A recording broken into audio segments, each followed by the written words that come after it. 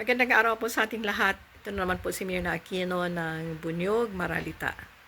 Gusto ko lang komentaryohan ang kay Cheese Escudero na nasasampahan ng kaso dapat, no? Dahil umamin siya na tumanggap siya ng 30 million para sa kanyang campaign sa 2022 elections.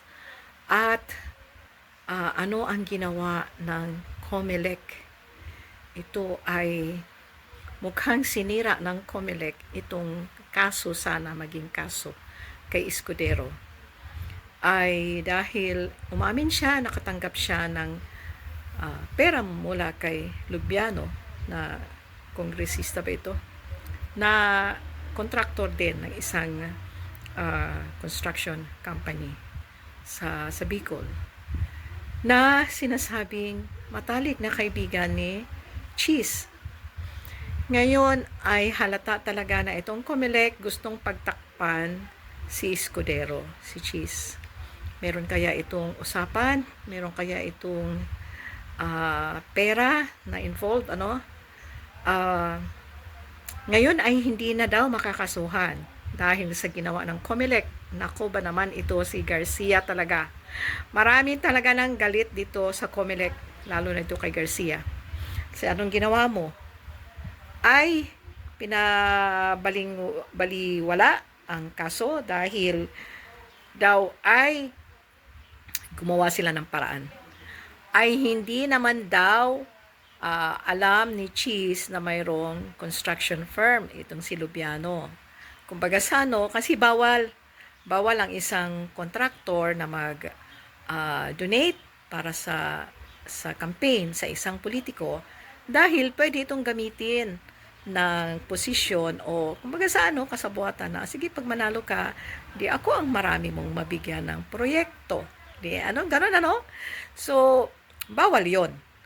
Ngayon ay hindi raw alam ni Cheese na itong si Lubiano na kanyang best friend ay mayroong construction firm. Kumbaga, bigay ito ni Lubiano as personal person o friend.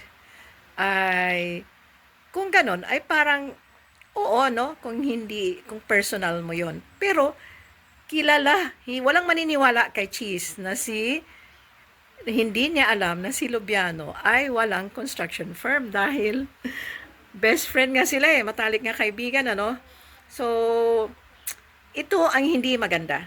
Parang nagsabuatan o pinotektahan ng COMELEC ni Garcia si Cheese Escudero. Gumawa ng paraan para isalba si Cheese, at marami na pong ganyang nangyayari sa ating bansa ng mga nakaraan. Mga SALN ni ang ginawa ng paraan para matanggal sa pwesto sa panahon ni Duterte.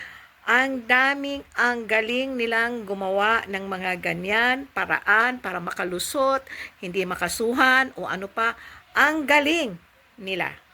Sana itong galing na ito ng mga Pilipino o mga politiko ay gamitin nila ang galing para sa Pilipinas na tayo ay umasenso para sa kapakanan ng Pilipino. Hindi gamitin ang galing para isahan o pagkapirahan o ibaon ang Pilipino sa lugmok ang Pilipinas. Nako, Garcia o COMELEC, Escudero, pinost ko nga, ginagago nyo ba ang mga Pilipino?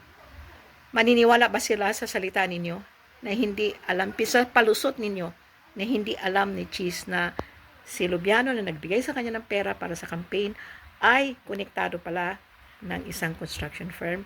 Hindi po, wala pong maniniwala. Kaya huwag niyong gaguhin ang mga Pilipino.